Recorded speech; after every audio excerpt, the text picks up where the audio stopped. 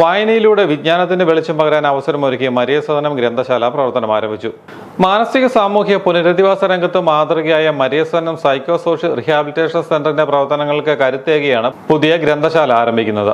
MG university മുൻ vice chancellor doctor Cyriac Thomas ഗ്രന്ഥശാലയുടെ ഉദ്ഘാടനം നിർവഹിച്ചു.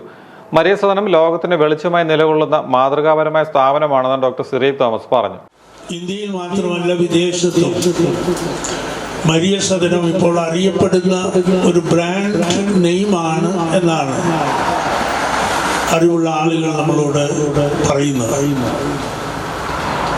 നമുക്കറിയാം, വളരെ ചെറിയ തോതിൽ ആരംഭിച്ചു ചുരുങ്ങിയ കാലം കൊണ്ട് ഒരു വിസ്മയമാക്കി മാറ്റിയ ഒന്നാണ് മരിയ സദനം. മരിയ സദനം ഇന്ന് ലോകമെങ്ങും അറിയുന്ന ഒരു പേരാണ്.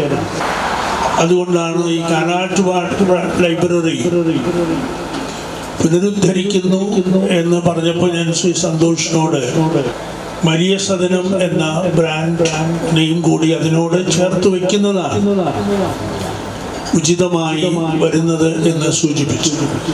വളരെ സന്തോഷമുണ്ട്.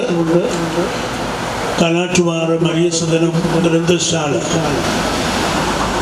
മീനച്ചി താലൂക്കാണ് വാസ്തവത്തിൽ ഗ്രന്ഥശാലകളുടെ ചരിത്രത്തിൽ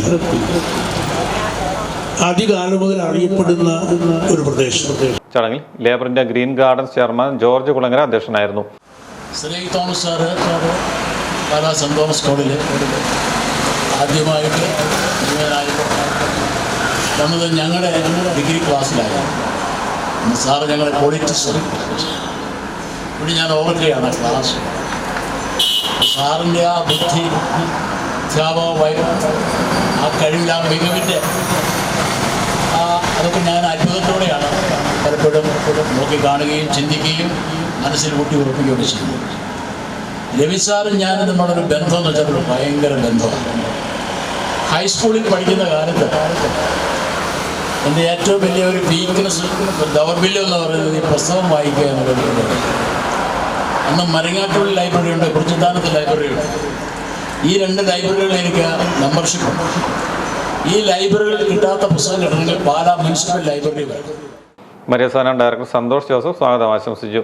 പാലാ സഹകരണ സമിതി അധ്യക്ഷനും കേരള ഹാസ്യവേദിയുടെ സംസ്ഥാന പ്രസിഡന്റുമായ രവി പുലിയന്നൂരിനെ ചടങ്ങിൽ ആദരിച്ചു.